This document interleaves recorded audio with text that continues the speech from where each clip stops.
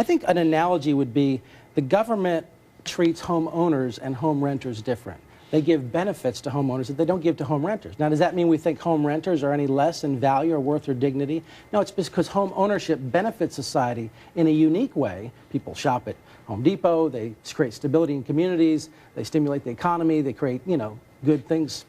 And so we give benefits to home ownership that we don't give to home renters.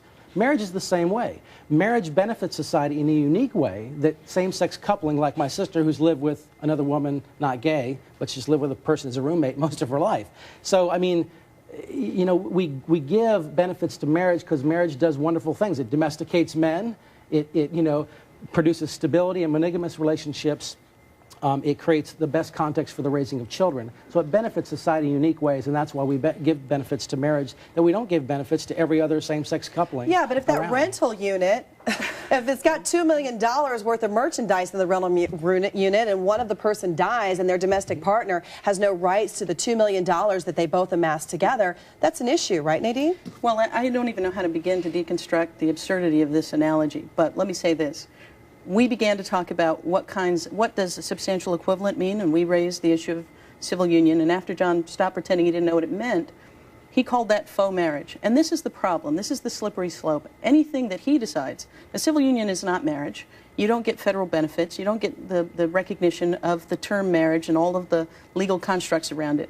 But civil union and comprehensive domestic partnership you would dismiss as faux marriage and thereby call them the substantial equivalent and deny them in this state.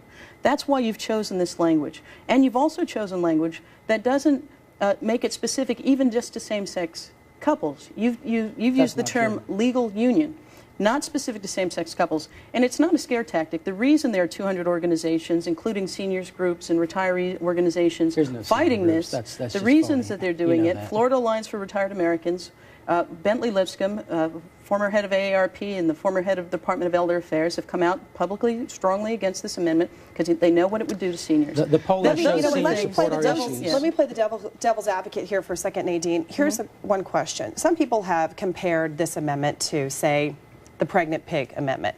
Not that it's clearly to most people a much more important issue. But at the same time, there are some people that have said this is a moral issue. We as a state, if 60% of the voters come out and say we morally disagree with gay marriage, let's say we threw out an anti-abortion amendment, which has been talked about in many states, given the fact that states have the right to come up with those types of amendments. If 60% of the state voted yes for that amendment, or voted yes that we don't agree with gay marriage, what is wrong with that? Let me ask you that. The 60% of Florida says, you know what, we don't agree with that. That's their statement as a right as the citizens of Florida. Would you rather have in a constitutional amendment where the citizens are putting in one person, one vote, or would you rather have the legislators just leave it all up to politics? Well, there are two things. One is people need to understand what they're voting on. And what they're voting on is an amendment that would take away rights, that would take away benefits from all unmarried Floridians and would block the passage of future protections that most Floridians support. Most Floridians believe in domestic partnership and civil unions for same-sex couples. That's where most Floridians are. The more they try and cover up what the full extent of this amendment, then people aren't being asked to go to the ballot and to do what you've just said. They're being asked to take away rights without realizing it. So our job between now and November is to do the education, to make sure people really understand what this does.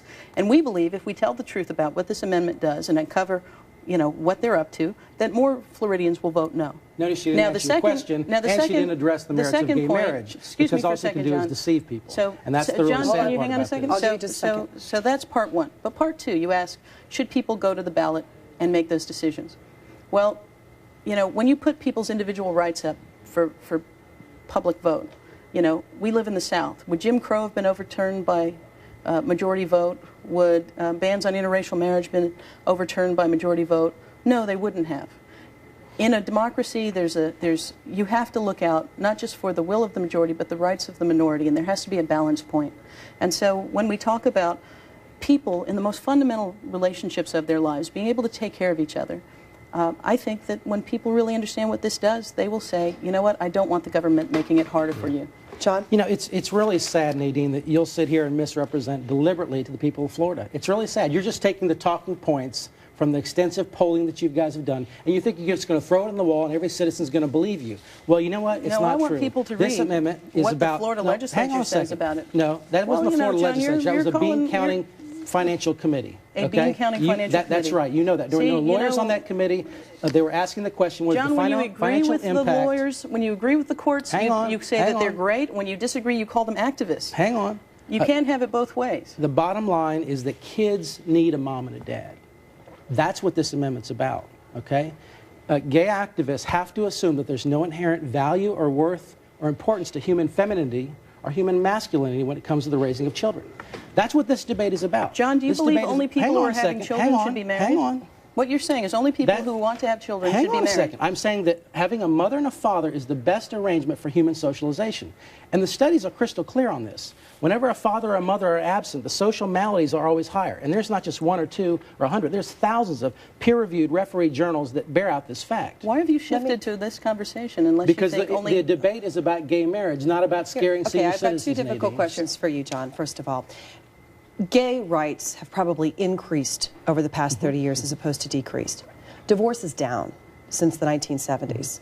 So to me, that's kind of a converse situation here. If gay rights have actually increased and divorce is lessening, even though we still have a more than 50% chance of actually getting divorced in this country, the situation is getting better. So how would that logically work out? If gays actually have more rights, but divorce continues to go down as opposed to the 1970s, according to the Census Bureau. I'm not sure I understand how that question fits into the discussion. Well, the question I have is, what does marriage need protection from? It needs protection from gay activists who want to seek to redefine this fundamental human institution. But are people leaving marriages because they're gay? Yeah. There's all kinds of situations. I think that's a legitimate question. We want to call these protection acts, the protection of marriage or the defense of marriage.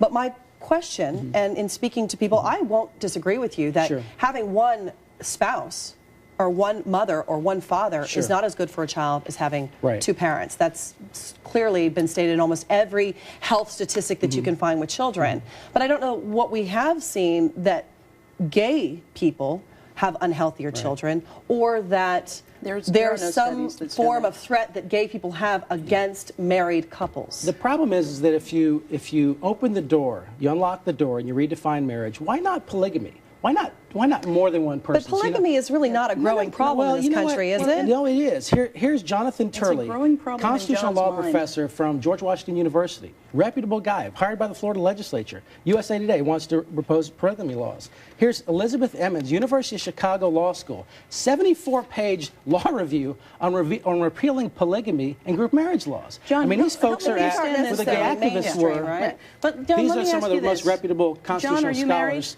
in this country. John, are you married?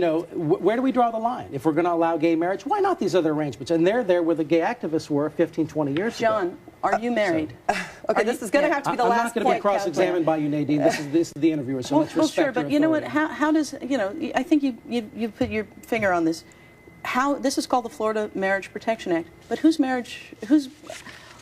needs protection and from what? And the answer, you can't answer that question because it doesn't provide any protection. All it does is hurt people. You don't protect marriages by taking other people's benefits away. A couple seconds we have left. Just final words from you. I think that we actually have addressed who you believe is actually